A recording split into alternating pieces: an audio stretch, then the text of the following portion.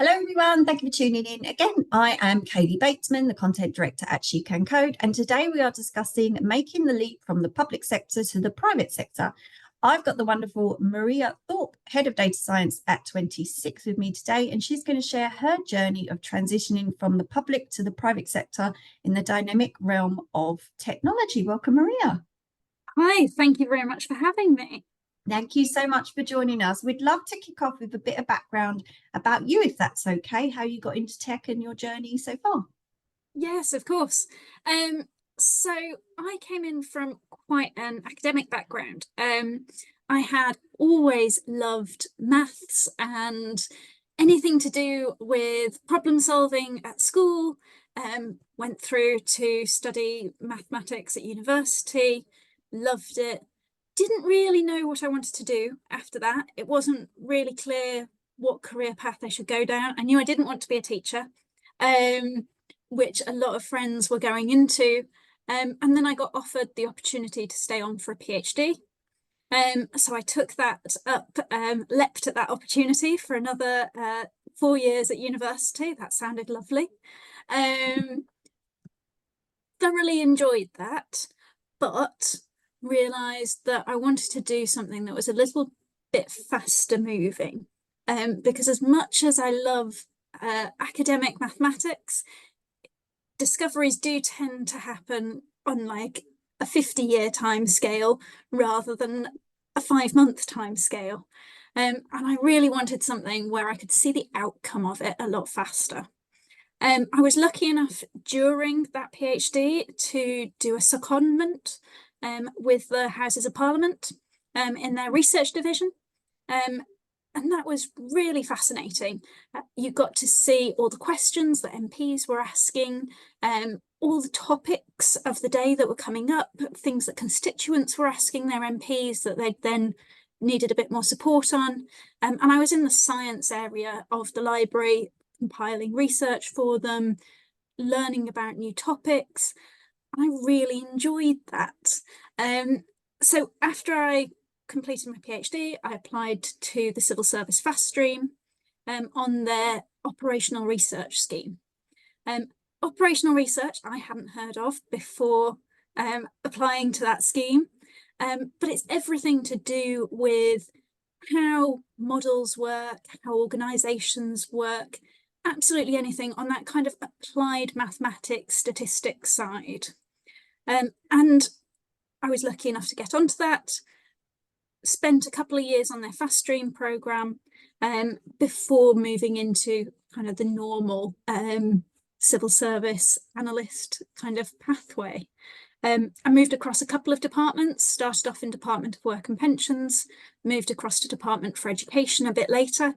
But I was always working on kind of microsimulation models, forecasting, all the things that I'd loved doing throughout my degree and then into my PhD. And then I got to do them for the day job, which was fascinating.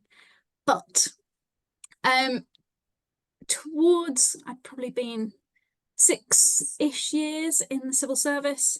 And I was starting to see that there was less opportunity the further on I was going in terms of career progression within that data and technology space.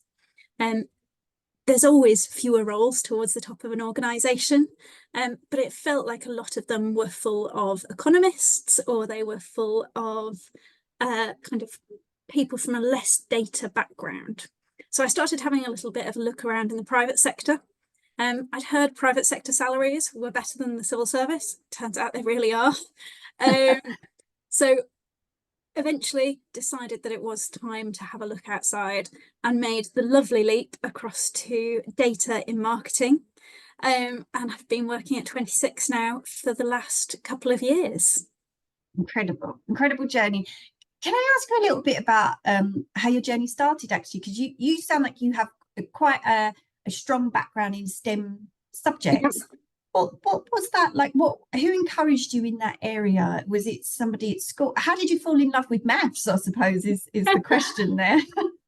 I had some fantastic teachers who encouraged me throughout my time at school, who were always really positive about the opportunities in the area, and who could see kind of where you could go with it, which was just wonderful. Like, it always seemed like there was that direction of maths leading through to university. Where I got a bit stuck was then at university trying to figure out what happened after that. To do, yeah. Careers services weren't that fantastic. They would try, but when it's a specialist area and you might only like part of that entire subject, obviously it gets quite difficult for them to advise you where to go. And they might suggest like banking, finance, teaching, kind of your standard options, when actually there's so many things out there in data. I didn't have a clue coming out of university that I could do data in marketing. I'd have assumed I needed a marketing degree for it instead of a data degree. But actually, the more I've learned about the private sector, public sector, there's not a bit of industry that data doesn't touch. Yeah, well, when you're a perfect example of a perfect guest on here, because that's why we love to dip into the different careers in technology, because you are right, so many people go to university still not quite knowing what they want to do, but they also come out the other side and nobody has told them what they can do. I mean, a mathematics degree and then going on to do other things, it's this incredibly strong degree. So, you know, if the tech sector had kind of made that connection for you and pointed out to you all of these roles that you can do, you know, you wouldn't have had to have discovered that on your own. Exactly. And I think that's one of the things I see, not just in myself, but in kind of a lot of the women I work with in the tech sector. It's taken a lot of us a long time to get to the area that we really love, with very diverse journeys, which are fantastic for the kind of insight and experience they bring into the sector. But you do sometimes wish you'd been told just a little bit sooner what the opportunities were, so it wasn't quite so difficult. Yes, exactly. And so many ladies say that. You're absolutely right. They find a squiggly career route in, and then once they're in, they realise actually there were so many benefits here to being in the tech sector. I wish somebody had told me a bit sooner. And you mentioned there obviously some great benefits about coming into tech. And you mentioned a little bit about your decisions to transition from public sector to private. You mentioned good salaries and you felt like there were more opportunities there for you to progress. Is that correct? Were there other reasons why you made the transition? I also made the transition kind of just coming out of lockdown, where I had thoroughly loved working from home quite a lot of the time. Was really happy with like a hybrid working environment, but not going back to the office 5 times a week.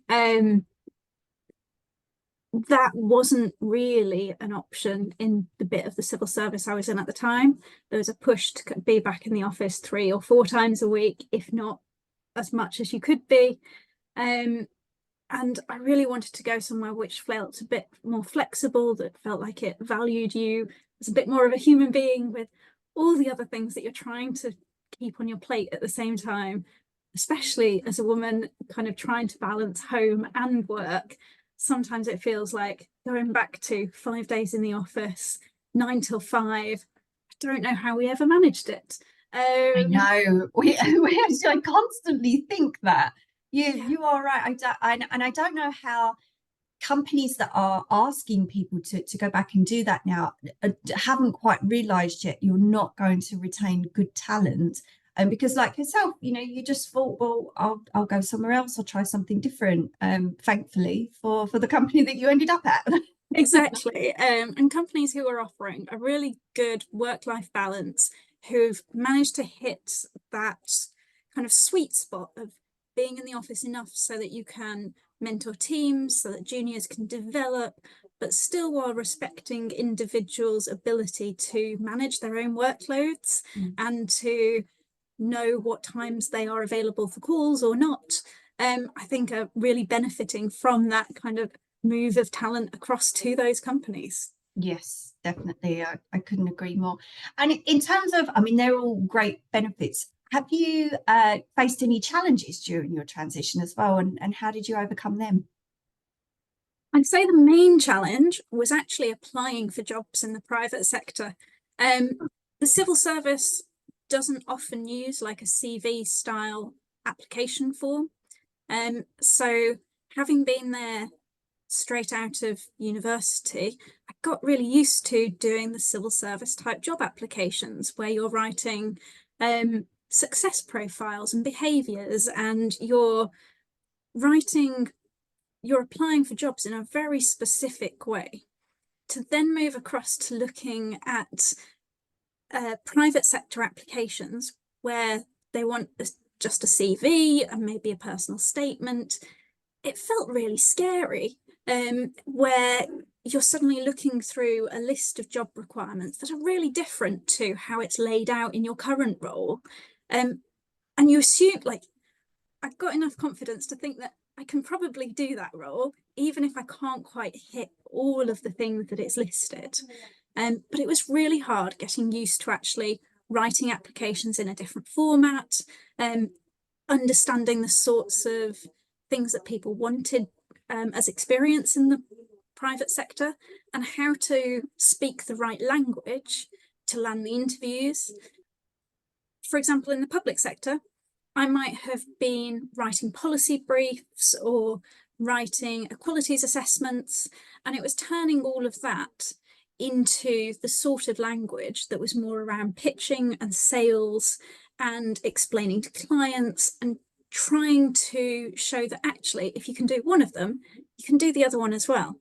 And the good thing about data, at least, is that it is the same across most industries. You are talking the same language, but all of the peripherals around that were really quite difficult. It felt almost like the civil service was trying to trap you in just staying within that base because those were the applications you'd always done. Yeah, because it sounds like you had lots of transferable skills. You just had to take a step back and think, actually, on that private sector job application, I already do that. It was just the language that seemed to be trapping you, but yeah, the skill transferring over sounded pretty easy. Yeah, even things like in the civil service, you're an analyst coming across to the private sector and going, what's analytics? Is it the same thing? Is it slightly different? Is it something that I've done or not? And just understanding the different language between the sectors was tricky. Yeah, I know. I mean, I've heard it so many times as well when ladies say, I see a job application and I don't necessarily hit all of those things, so I don't apply. So it must have been even more confusing when you're looking at something thinking, I kind of think I do those things, or maybe don't do hit all of those skills. Yeah, that it's was just best to apply anyway. I went with that approach. Yeah, that's good approach. How have you noticed then that how does a work environment differ between public and private sectors, especially in terms of opportunities and challenges for women in technology? I'm moved to working for an SME rather than a kind of very large government department. And I think for me particularly, the environment is fantastic. We have a really good, diverse mix of people. And I get to encounter them on a daily basis. I actually get to know people face to face, know the names of everyone you're working with. And I think that really breeds opportunity because you get to see people and you get to understand what they do, what your boss does, what your colleague's boss does, and understand how the whole organisation fits together really well. Working for a much larger company where before I was spread across kind of 8 or 9 locations with thousands of people, you never get to know everyone. It can feel like the opportunities are only those that are clearly advertised. And in some ways, that's really good because every opportunity is advertised, but it can make it more difficult if you want to carve your own path. Because the area you might see yourself fitting into might not currently be an actual job. It might not have a job title attached to it, but you know that your skills and experience would be really good in that area and they'd really make a benefit to the business. And in that really large organization where you might be a bit of a cog in the machine, it can be quite difficult to make that case. Smaller SME, where you know people, you can talk to people face to face, you can make that business case verbally if you want, rather than in writing, can just make that difference on giving you the opportunity to say, actually, I think this is needed and I think I can go and do that. I think that's really beneficial, both to me, but to also other women within the organisation, where it gives you a bit more ability to say, I can do this, rather than just applying for roles as if you were almost an outside person coming in. Yes, yes, we had a conversation on Spilling the Tea about the benefits of joining an SME as opposed to big corporates, especially if you're a young person, because you learn so much at a smaller company, and it can sound scary that there's no one else there to do something, and you think actually you're either, as you said, carve your own path, or you think actually we're going to have to carve a path here because there is no one to help. Yeah. Which can sound really scary at times, but you just pick up so much experience and learn so many new things that you wouldn't in a corporate. You're absolutely right, and it's something that we always say at SheCanCode. We'd always encourage people to join a smaller company and just see how fast paced it is and see how many things you pick up, because I completely agree, it's a lot of fun. It can be scary, but it's a lot of fun. That's quite a change for you though. You changed sectors, you went from a big company to a small company. Did you have a moment there where you thought, did I do the right thing? I think everyone does when you move jobs. I think I was always given the advice of don't change sector, kind of like level, and like your organization all at the same time. And I feel like I did all three, which was an awful lot. But I think it's all about taking that time, stepping back a bit, accepting that especially the first 6 months to a year in a brand new role, in a brand new area, you're not going to know everything, and that's perfectly okay. They wouldn't have hired you if they didn't believe that you could learn it and that you could fill that role over time. So yes, probably the first 3 months, it was a bit of a panic on how am I going to do all of this stuff? There's so much to learn, but that's also part of why you've changed, because you want something new, you want to learn, you want to do things differently.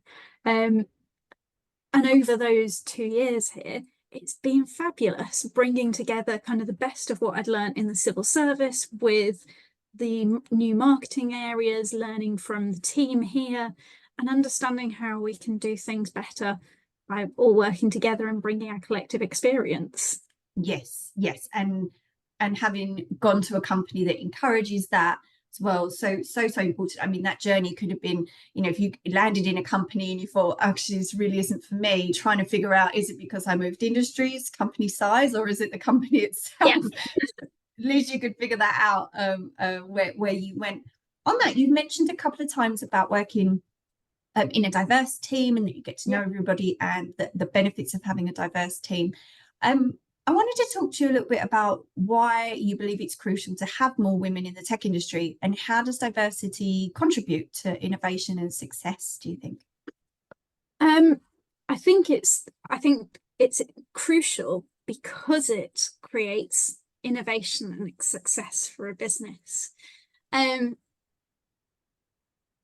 Diversity across kind of gender and other characteristics is so essential, especially within a data area. When you have a really diverse team, both in terms of how people think about problems, approach them, they are able to see new ways of doing things. You're able to create that innovation, and people are less likely to just follow the old way of doing things just because that's how it's always been done. I think I especially see it when we might be approaching new data sets, and people from different outlooks will look at them and have completely different opinions on all the additional data we can enrich them with, or the robustness of the data, given what they know about different sectors of society, what they've learned from their past experience. And it gives a really different outlook on what they're seeing, what they're using, how they're working with that. And some of it is about people deciding to come into the industry.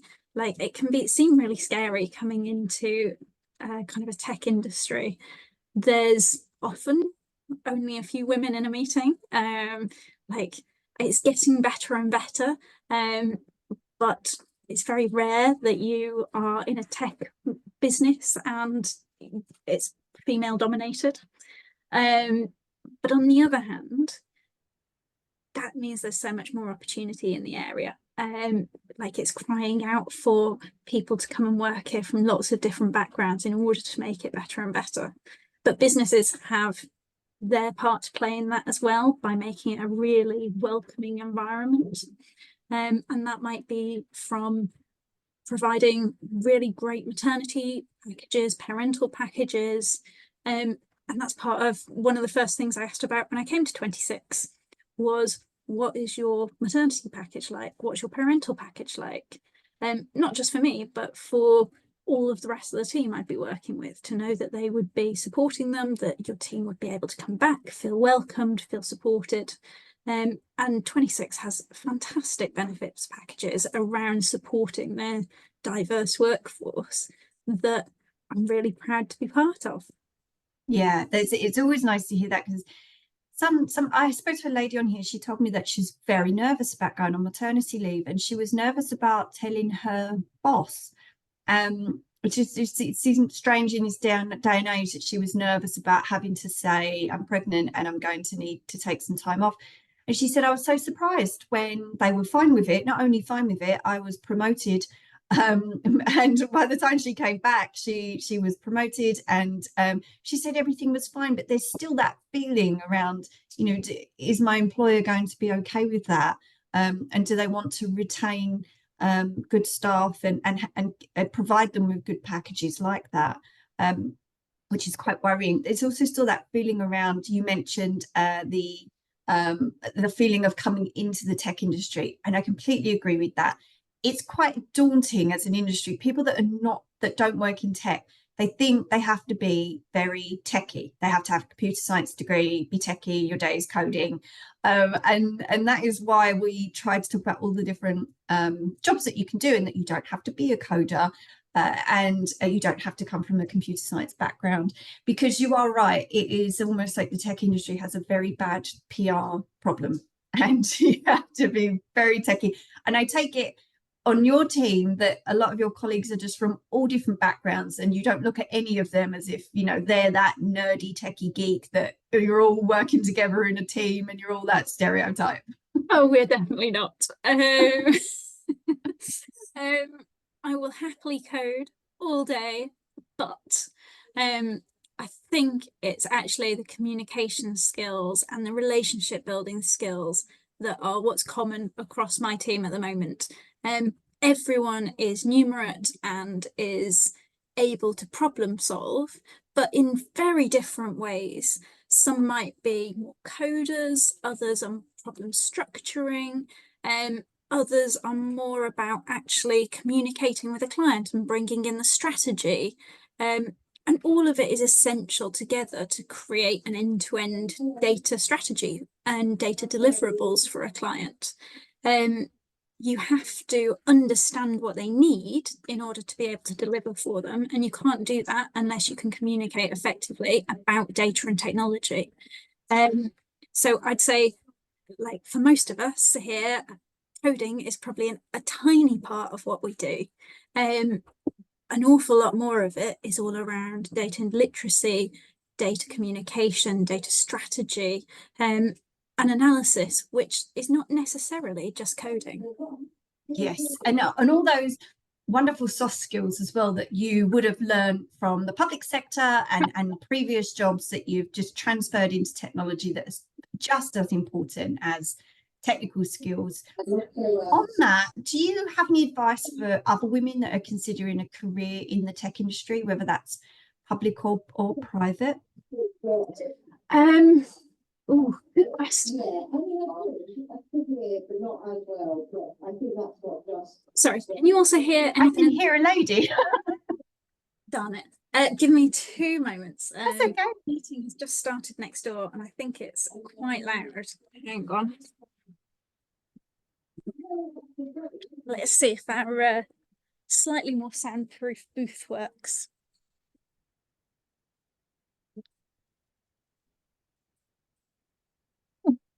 That seems positive.